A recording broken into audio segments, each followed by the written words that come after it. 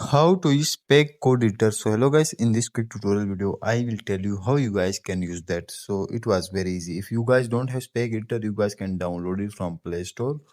Once you download it, simply click on SPCK Editor. Now here you guys will wait for some seconds. After that you guys will see that type of interface. So for using that, like, you guys will confused how you guys can add HTML file and other files etc. So for that, simply click on top left or right corner three lines. Here you guys will see starter project.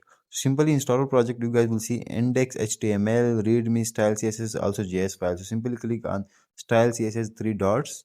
Now delete that file. We will do same for other three files. So I will simply delete all these three files like readme, HTML file, and license. Now our project is empty.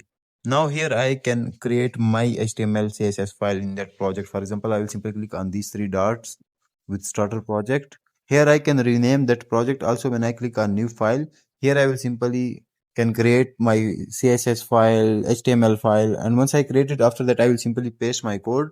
And once I paste it, here you guys will see on right top right corner green pause button type option. When you click here you guys will see display of your code.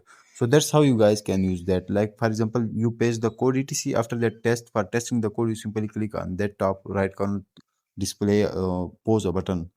Thanks for watching.